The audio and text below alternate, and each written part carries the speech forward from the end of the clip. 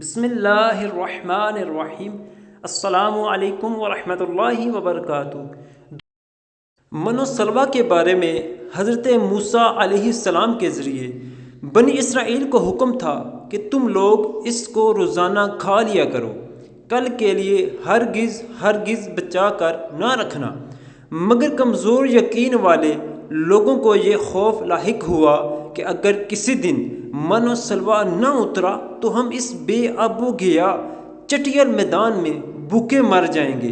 چنانچہ ان لوگوں نے کچھ چھپا کر کل کے لیے رکھ لیا، تو نبی علیہ السلام کی نافرمانی سے ایسی نحوست پھیل گئی کہ جو کچھ کل کے لیے جمع کیا تھا وہ سب سڑ گیا اور آئندہ کے لیے اس کا اترنا بند ہو گیا۔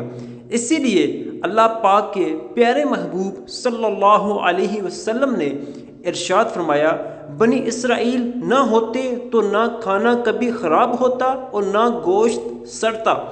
معلوم ہوا کھانے کا خراب ہونا اور گوشت کا سڑنا یعنی خراب ہونا اسی تاریخ سے شروع ہوا، ورنہ اس سے پہلے نہ کھانا بگڑتا تھا نہ گوشت سڑتا تھا۔